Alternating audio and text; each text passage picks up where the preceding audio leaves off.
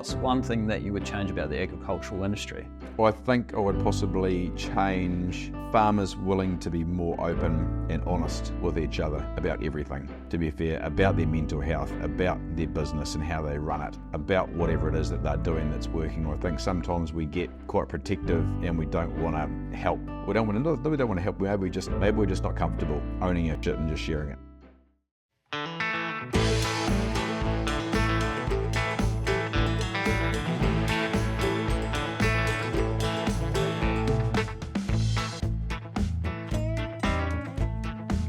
Welcome back to another episode of the Force of Nature podcast. Today's very special guest is Mark Benz from Wingman, based in the North Island.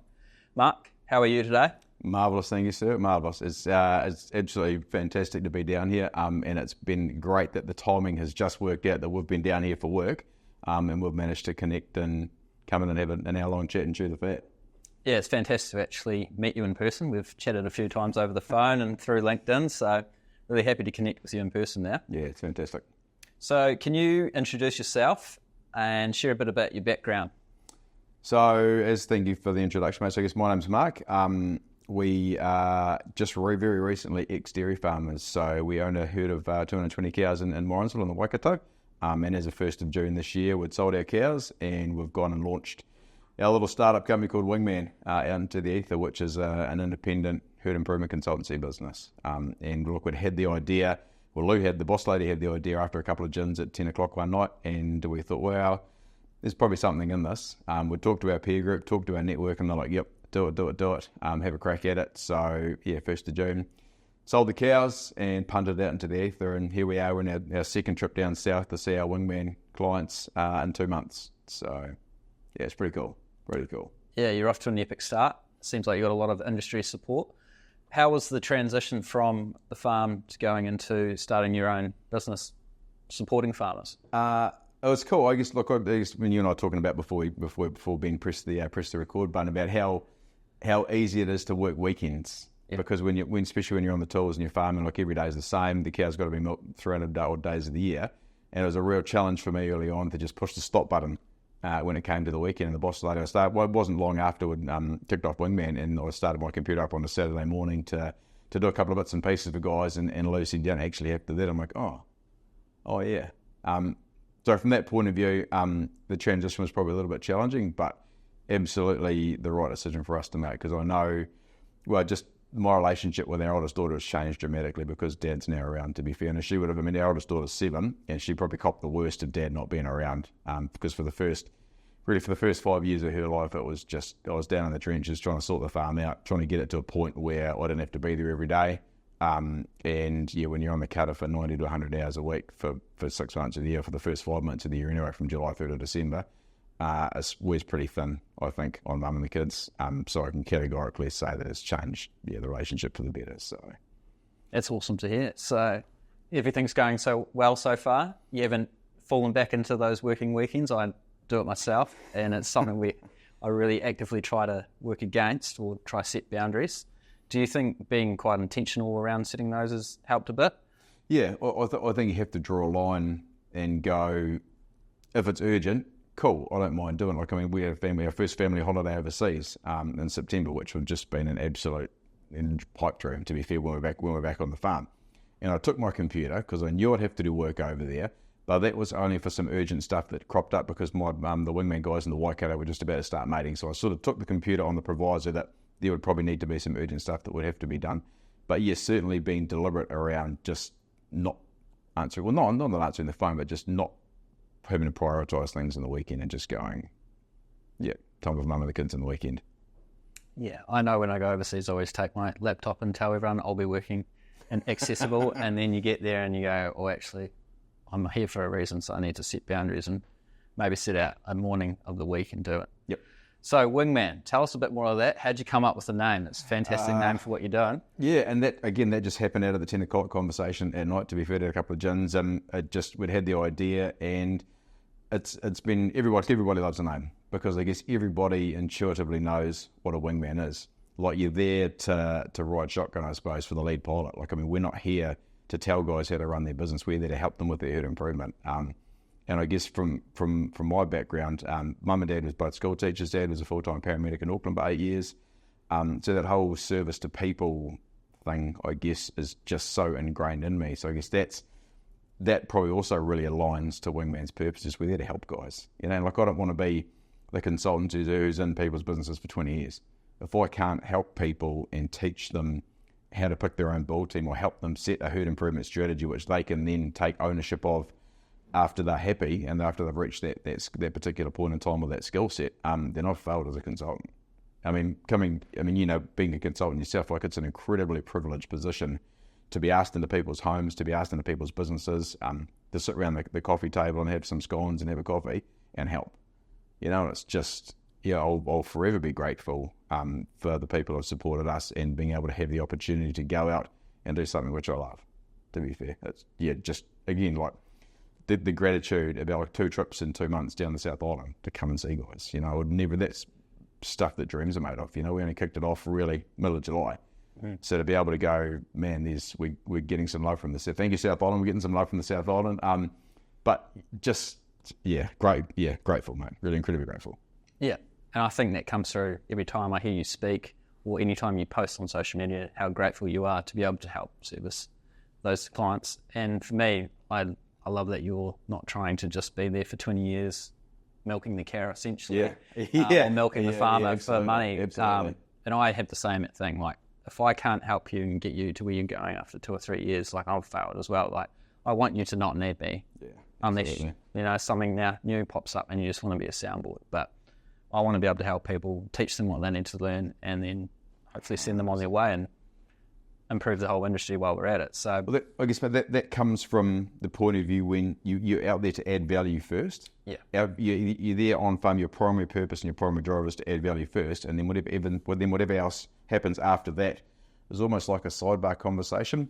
And it's like we talked about before. Like that consulting model is an incredibly high trust model. You know, asked into people's homes, into people's businesses to help, and when you go in there with the premise of adding value, it changes the whole nature of the conversation. Like there are people up north who we go hunting every year, and these are people I've known for 20 years. Because when I first had my best paid job working for a company called AgriFeeds, that was how I rolled. Like I went out to add value first and sell stuff second. And there are people up there who we shoot on their properties every year. We stay with the same people every year and have done so for probably 10 or 15 years.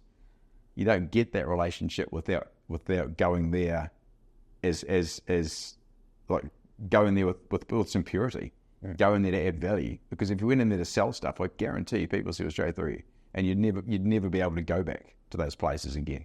But when you go there from a place of purity and trying to add value, you know, you get it. And probably some of the biggest thrills I had when I was working for AgriFeeds was saying no to guys. You know, it takes a lot of balls to go, actually, you know what, our product is not right for you guys. And they go, oh really? You're not just going to sell it stuff? I'm like, nah. So you go away, you change your farm system, put the infrastructure in place, and when you're ready, come back to me. And sometimes it might take a year, sometimes it might take 2 or 3, but they'd come back and they'd never ever ask the price. They'd just go, hey Benzie, we're ready for you. I'm like, cool, I'll come and see you. Let's make it work. You know, it gives me goosebumps just thinking about some of those conversations now, just going, you know, sometimes saying no, I think, is just as powerful, as possibly even more powerful than saying yes. I would agree. Definitely having that ability to say no builds that trust, because I think farmers are used to everyone's trying to sell them something, next greatest thing. So if you're actually saying no, you actually don't need this, so that's very foreign in farming context. So absolutely, you build that trust, and a lot of it's all relationship based as well. Like people will follow and be loyal to the person, not the company, in a farming context. Absolutely, and there's a real cool piece. Might be on one of the Simon Sinek talks about, might be Why, How, What.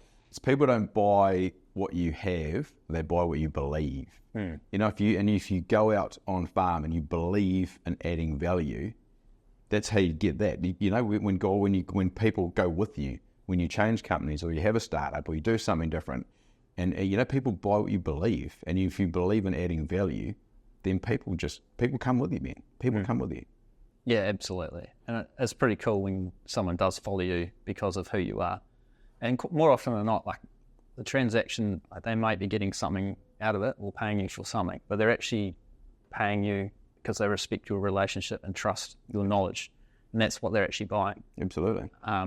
Which is a cool spot to be in if you can create those relationships, and hopefully we see that continue on going forward, because there's just that genuine trade to where everything seems to be less relationship based. More transactional. Yeah. But we were talking with the boss lady and a business partner down here today, and it's for my mind, the real value comes from when I sit around the table with guys, being able to say to them, look, been there, got the t-shirt, here are my scars.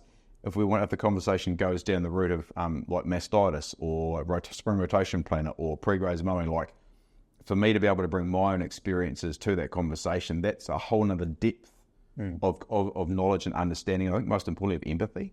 Yeah. You know, having been there and know what it's like when it's in the middle of winter and it's pissing down with rain, and you're sitting there and you hear the rain on the roof at night and just go, what's happened? Do I have to go out and pick up my little Jersey calves? Do I have to go and let cows over at 1 o'clock in the morning? Do I just go and take cows off and then go back to bed, never sleep until 8? Like, just having some empathy with guys for the sheer mental gymnastics that you have to put yourself through on the daily as a farmer, and particularly a dairy farmer. And I guess that's massive, man. That is how I lead when I'm out on farm, is leading with empathy and go, I have been there. I know what it's like. Again, like very fortunate to be in the position where we've got a startup business, but that's also what farmers value, is that empathy, going, hey, it's like we've got one guy down in Clinton at the moment, and it's pretty wet down there in the south of the South, eh? It's pretty wet and just terrible. I was talking to him the other day about his bull team, and I said, g'day mate, how are you? And he goes, oh, good, thanks. I said, no, like, how are you? How are you really? And he goes, what do you mean? I said, look, I know everyone's under pressure down there, and everybody, the answer when you ask people how they are is it's always like, oh, I'm good, thanks, how are you? And it's like, actually you need to go that one step deeper and go like, how are you really?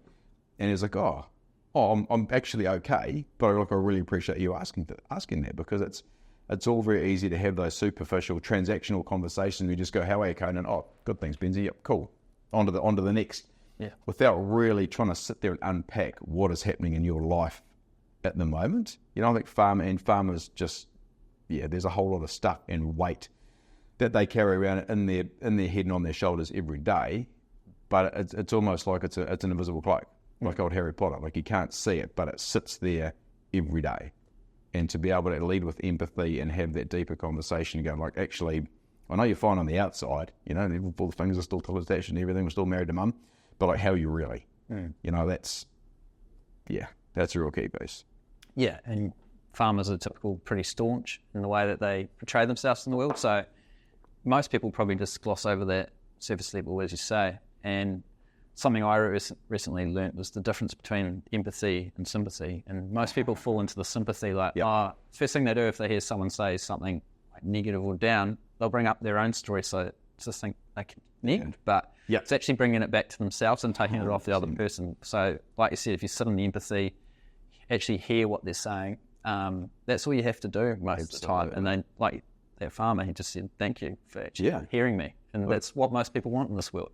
One of the coolest bits of advice I got from my old man is like 2 ears, 1 mouth, use them in that ratio. Yeah. And I think everybody gets so enamored with telling their own story, they forget to listen to other people's story. Yeah. You know, and I guess from my point of view, that's been really amazing with Wingman, is for the first time in my 20-year working career, people like you are asking us to tell our story.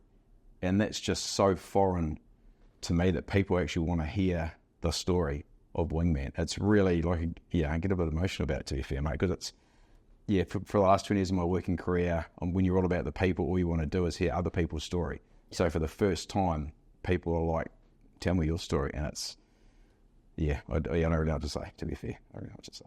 I think it just reflects on you and your partner and your business partner as people, and like what you're trying to create and where you're creating it from. It's just such a great story. You can feel the passion, the empathy and the gratitude that you've got within your business, and you don't get that with a lot of people who start up their businesses. It can be quite transactional, and that's what we're worried about. And you're just grateful to be doing it. And I think that just shows space to the type of person you are. So I guess if we were talk about your story, how did you... We'll probably spend the last 10 minutes probably talking about everything else other than the story. How did you come into, I guess, get inspired to improve the herd improvement of your own dairy cows when you were farming? Look, What sent you down that path in the first place? I think looking at the bigger picture stuff, like I looked at having owning our own herd of cows, I always thought we were milking too many cows for our farm. I thought we were grossly overstocked or underfed, call it what you want. And looking at the efficiency piece that was sort of burbling away in the background, this was 10 years ago before we even were really having the GHG conversation, for argument's sake. Well, I thought, why would I be milking 240 cows if I could do the same job or better with 220? And I guess that was sort of burbling away in the background. Then we were very lucky to have a very cool lady at LIC who came into our business at the right time, and we're having a conversation around live weight. And it was just like, well, I'm getting sick of seeing scummy little jerseys come in as scummy little Jersey cows. And then it was like, okay, well, let's do something about that. Let's start nominating some semen for the bulls that you want to put over your herd to improve live weight. So what we wanted to breed for when we had a herd of straight jerseys was big, framey, capacious jerseys. And then after we made that decision, obviously it takes 9 months, 285 days to see the result of that. But when I started seeing some cracking calves coming on the ground because we'd use this particular bull, I was like, man, this is where we need to go. So that sort of really was how our herd improvement journey kicked off. So I mean, for the first 3 years, like I didn't know. Like I'd never owned a herd of cows before. I'd milked cows before as a farm manager and as a hairy, but I'd never owned any. It took 3 seasons to work out this was not the sort of cow that I wanted to milk. I wanted to milk big, framey, capacious jerseys so I could milk less of them. So by milking less of them and doing more production per cow, we'd do the same production per hectare. So that was sort of how our herd improvement journey started. And then that was our main strategy, is breeding for high live weight, high capacity and high protein. And we're chasing those things religiously for the last 6 years of our herd ownership. And then we sort of refined that to work out what type of cow. So in the end, we got rid of our bottom end jerseys and we bought some of those little mousy brown cows, the sort of J11 F5s, J10 F6s. We bought some crossbred, some smaller frame Jersey cross cows that were absolute weapons in our system. And we were ruthless about herd improvement. Like over the last 3 years of our herd ownership, we'd sold a third of our herd. We were just savage on culling for production. And the other thing, it wasn't just culling for production, it was culling intergenerationally as well. So if we sold a poor and performing mother, we'd go looking for her daughters. If she had a daughter, like an in-calf heifer and a calf, we'd just sell all 3 of them. And every single year of those last 3 years when we were savaging our herd on PW, we sold lines of cows. Because when you think about it, if you want to get a bull in a bull team or get a bull bought by LIC or CRV, generally the prerequisite is having 3 amazing mothers. So if that was the case, if it was good enough to have 3 amazing mothers to have a bull that was going to be used as an AI bull for our industry, why should the same not be true for culling out the scallywags? And that's why we just went after the mother and the daughter and the calf and just got rid of all the rubbish producing lines in one go, so we didn't have that sort of trickle down effect, that proliferation of poor performing cows throughout a herd. So that was how we managed to accelerate it, and also by doing yearling AB as well. And you obviously had a good team around you supporting you through that, because obviously you didn't know what you'd know at the start. Absolutely. And look, we were very lucky. There's 4 people that sort of came into our business sort of sequentially, and it just sort of worked out that time it was the right person for that time, and it just happened probably more by chance than anything. So we had a really good team around us, and man, I burnt up a lot of airtime, wasted a lot of people's oxygen, just trying out theories of herd improvement, trying what about this and what about that, and just really crystallising and solidifying our concept of herd improvement as it applied to our herd with some people who are really, really trusted and who are really, really respected. And I guess that's what I'm trying to do now for other people, is be the guy that they ring up and say, hey, Benzie, what do you reckon about this? I mean, one of the biggest thrills I've had this year have been a young share milking couple at Whiteheath. And it gives me they were us, they were us when we first started our share milking journey, and it was just an amazing privilege to help them and help shortcut their herd improvement journey by applying the things that Lou and I had done with our herd to these guys when they were starting out. So just passing on that knowledge.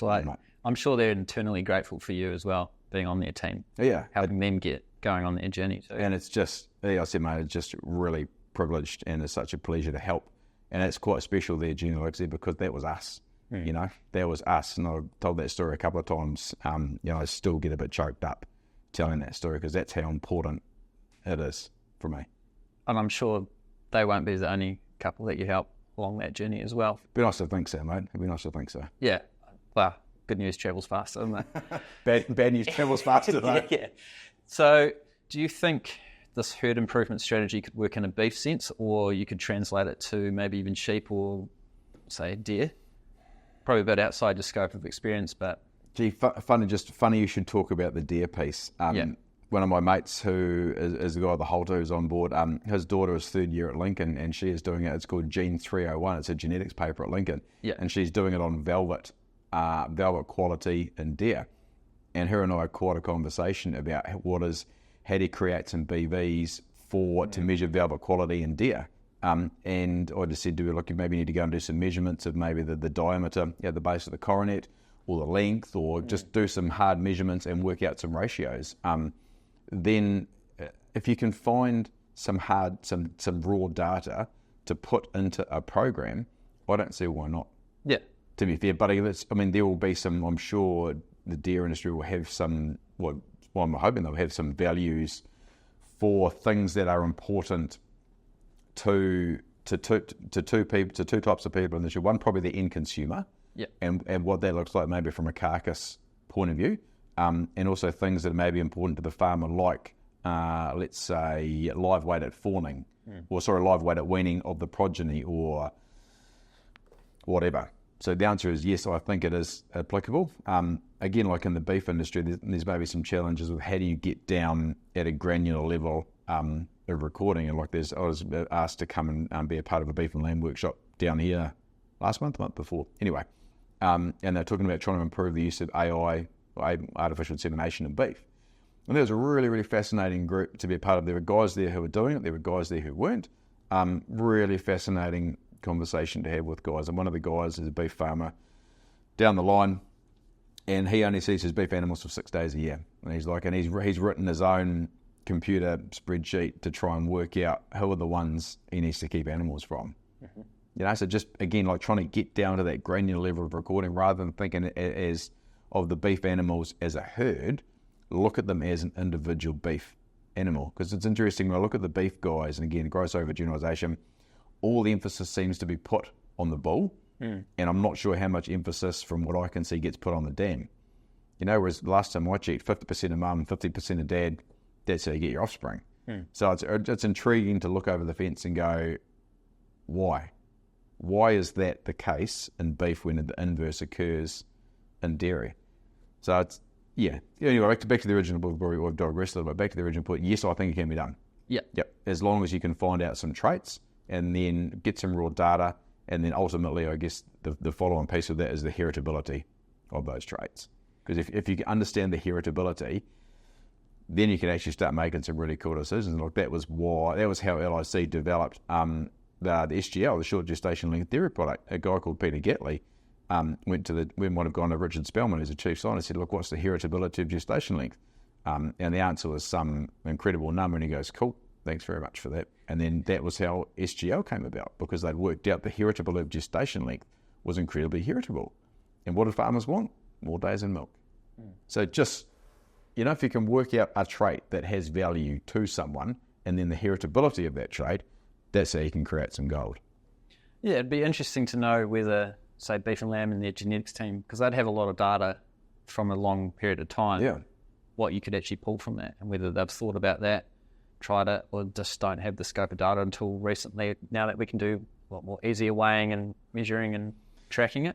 I think they've got the dairy beef progeny testing going on, and that's pretty cool from a point of view to be able to extract some value and the bulls that have been used in a dairy beef situation to be able to then extrapolate their value out into beef with progeny that have been on the ground, that have been assessed for weaning weight, 600-day weight, calving difficulty, all that sort of stuff. So, I think there's enough data there, but I guess it's understanding how do you apply that data in a way that makes it meaningful. And I guess from my point of view, going back to dairy, that's been one of the biggest challenges that we've found is how do you take a bunch of meaningless data and make it meaningful for people? Yeah, and we all know that farmers have an incredible amount of data. So how do we make that meaningful? And that's probably, there's a lot of people working in that space in New Zealand trying to figure out the best way of doing that and how they can all interact. So I think there comes a point when like the data, you've got to use the data or the data uses you. Yeah. You know, you can have your phone app set up for if you've got wearables, and you can get all the millions of notifications about health alerts and everything else or whatever, but somehow you've got to work out how to use that data. Otherwise, you're just constantly getting this flow of stuff that is meaningless. Yeah. And that's a real challenge, especially for farmers who are time poor anyway. If you're going to deliver them some data, it's got to be just absolutely on point and succinct, not just a massive dump of stuff. Yeah, absolutely.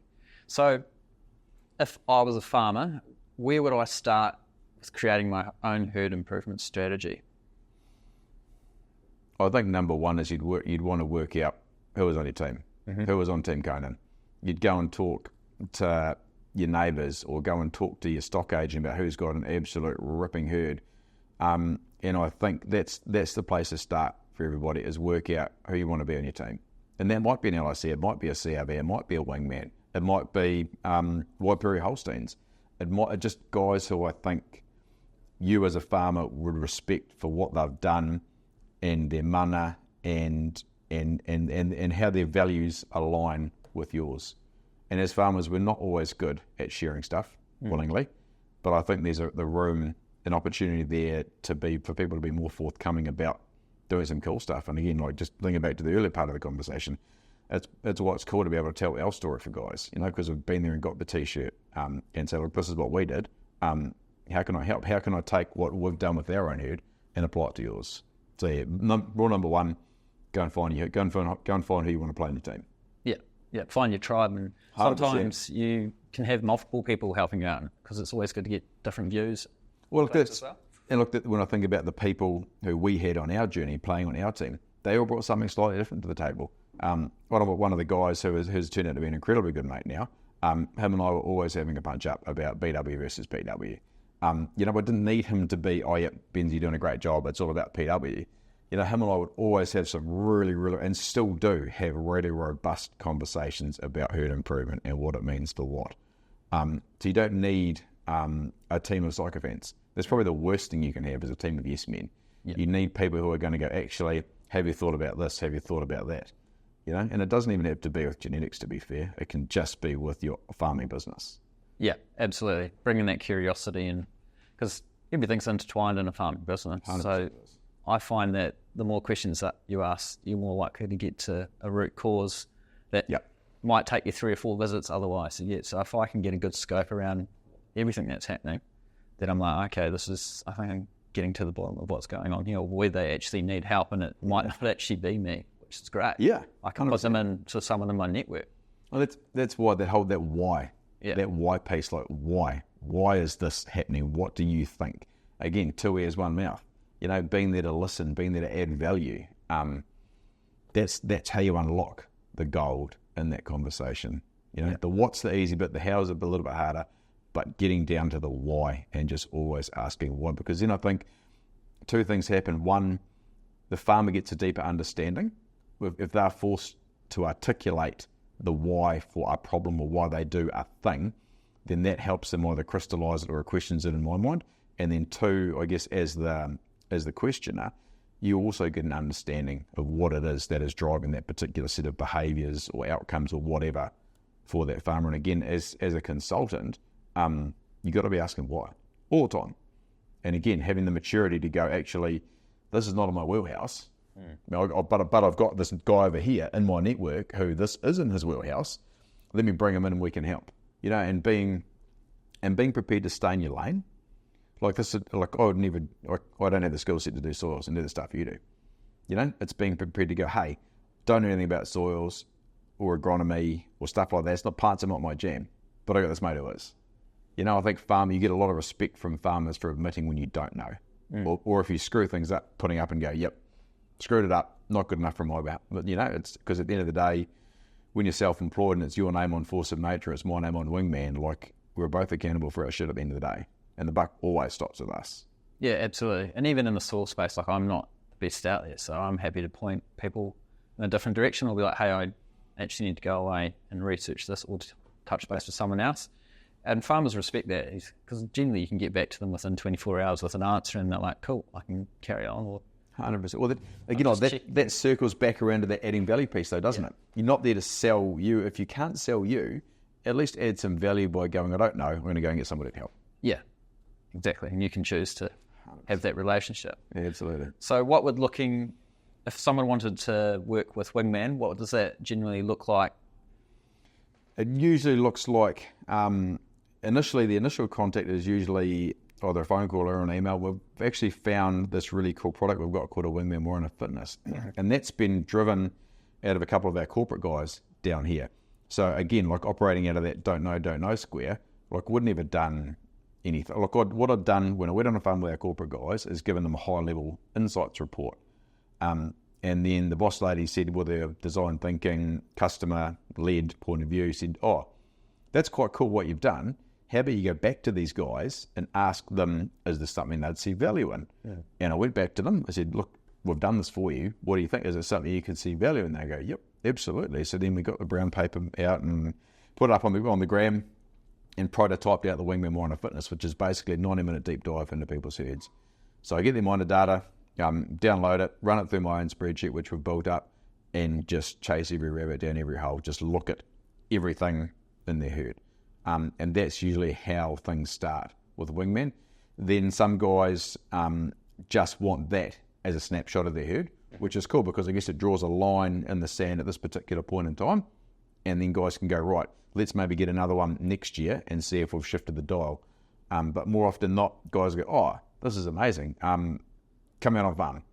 And usually at that particular point in time, we'll go out on farm and help guys and just understand what it is they're trying to do with their herd and how we can help them. And that might be picking a bull team. That might be developing them a bull planner. It might be saying, these are the list of scallywags you need to cull out of your herd. Have we thought about yielding A/B? Like there's really no rules, no rhyme, no reason to how we go out on farm, to be fair. Again, it's all when you're driven by adding value and adding that to the person sitting in front of you, that's just, I just do what they tell me to do. Really. And try and use my suite of experiences and my network and everything else to try and help them, however that looks like for them. I love that. So where can listeners connect with you and learn a bit more about your work along? You can go to www.yourwingman.co.nz or you can find us on the gram. It's the boss lady's department is doing all the stuff on the gram. It'll be @_yourwingman_ is where you can find us. Or you can just give me a ring with the phone numbers on the website. Those details will be below in the podcast as well, so you can click on them straight away. So I finish up all my podcasts with 3 quick 5 questions. So the first one is, what's one thing that you would change about the agricultural industry? Gee, how long have we got here? I think I would possibly change farmers willing to be more open and honest with each other about everything, to be fair, about their mental health, about their business and how they run it, about whatever it is that they're doing that's working. I think sometimes we get quite protective and we don't want to help. We don't want to help. Maybe we're just not comfortable owning our shit and just sharing it with people. There are people out there who are happy to do that. I mean, those guys are our industry leaders, and that's amazing that they're there to help the younger generation, be mentors for them. I'd just like to see more people go, you know what, I want to be the best farmer in the world, but if I can help somebody else on their journey and make their journey easier, then that'd be outrageous. Do you think that's a bit of a mindset shift to achieve that? Yeah, and maybe it's a growth mindset as opposed to maybe a closed mindset. Maybe it's just going, we just want to help other people. But again, I guess that's really easy for me to sit here and say that when that's my mindset anyway. So I just want to acknowledge that that's probably that's the Mark Benz lens on that, I guess. Yeah, something I learned very recently when I was in Montana was this saying called paradigm blindness. So it's essentially, I can turn up to a farm and see all the potential in that person and in their landscape. but the way that they look at the world, it could be very different from me. So they actually cannot see the same things that I can see. And it just has stuck with me because I'm like, how often do I turn up and go, oh, there's so much opportunity here for you, and they just don't see it. Yeah. And I think that just sums up like, well, we all don't think the same, and we don't see the world the same, and that's great. Yep. We just got to be aware of that working with people. I guess it's creating that safe space and the curiosity to be yourself and be authentic. Yep, absolutely. I talked about that the other day. Just owning it. Yeah. Find your tribe. Work out how you turn up every day as the best version of yourself, and go and get it. Yeah, and get in that flow state. Yeah. So looking back to your younger self, what's one piece of advice you'd give? Gee, I'm funny you should say that, and we talked about this when we caught up last week. Don't be afraid to be the first person to put your hand out when you walk into a room. You know, everybody's in there. Not everybody knows everybody else. Just walk out and say, hey, my name's Conan. I'm from Awesome Nature Consulting. Or, hey, I'm Mark from Wingman. And just don't ever be afraid to be that person. Now, that's something probably I've really learnt maybe in the last 5 to 10 years since I've really owned that people in my jam, you know, and just going, hey, punting it out into the ether. My name's Mark. How are you? You know, that's, never be afraid to be the first person to put your hand out and have that courage and make that connection, because that will just break the ice immediately for people. Yeah, absolutely. And I think a good one to do is when you see that person who's in the room that might be looking a bit uncomfortable in the corner, like go and have a yarn to them. Yeah. And ask the curious questions more than the surface level ones. It'll be incredible what you find out, and what might come down out of it down the tracks. So. Well, there's an amazing quote, I think it might be by Maya Angelou, perhaps. People forget what you said, people will forget what you did, but people will never forget how you made them feel. Yeah. And in that moment, that's probably what that person needs, to be fair, is wrap the arms around Gavin and say, g'day, how you going? How's your day been? Absolutely. Yeah. And that's a really good one for if you're a public speaker. Remember that. It's how you feel. That no one will remember anything you said on stage. It's how you made them feel. Yep. So, and I think about anyone who's done a keynote speak, it's actually they've managed to get that emotion up. I mean, I'm tied to the story because I can see it in myself. So absolutely. It's cool. So what's something that excites you at your moment? It's a pretty easy one, to be fair, mate. Just getting paid to do what I love, to be fair. And just getting paid to just be around people again. You know, that's when it's your jam and you like people and you like hanging out with them and you like asking them what their story is, getting paid to do something I love. And look, if we can't make enough money out of it and we've got to multiple it after 12 months, that's fine. Zero problems with that, because I don't mind having a crack. Like there's a cool guy on LinkedIn who I'm connected. There's a guy called Luke Keemies who runs the Keep the Change podcast, and there's a post that he put up, and I can still see it in my mind. They'd got some clients to come into their next advisory offices and write some like inspirational quotes on the wall. And one of the he took a picture of the quote, and the quote said, "I could do that," said the person who hasn't done shit. Yeah. Like just absolute gold. Absolute gold. And that was one thing that sort of really stuck to me, you know, and it's in a similar vein, it's like Theodore Roosevelt's poem about the man in the arena. You know, the credit belongs to the man who was in the arena every day. It's not the doer of deeds or something else. It's the man in the arena every day. So that's probably one thing that excites me, is that getting to have a crack at doing something which I love and getting paid for it, but by the same token, being comfortable if it doesn't work. You know, I'm okay with that. I'm really okay with it. I'd be sad, but, you know, I'm comfortable with both of those things, mate. So I can see it in you, in the passion. There's like the way the industry has already received what you've put out to the world. I can't imagine you're not going to be successful. And what you've got in the pipeline coming forward as well I think it's going to guarantee it as well. So appreciate it. I'm stoked to see your growth, and I'm just stoked to see where you're going to end up as well. Like I'm going to be watching from down here on the South Island. I'm sure you'll be down here a lot more going forward. Very nice. But yeah, I really appreciate your time today. It's great to meet you in person. Yeah, absolutely, yeah. So yeah, thank you very much for your time today, Mark. It's been awesome to chat. Thank you, mate. It's been an absolute pleasure to come in again. Thank you for your support, mate. It's been nice after putting my hand out first on LinkedIn and just saying, hey, you're writing some cool stuff, keep it going. And that's what drove this relationship. And I can see you and I are going to have a lot to talk about in the future. So yeah, thanks very much for having me. I really, really appreciate it.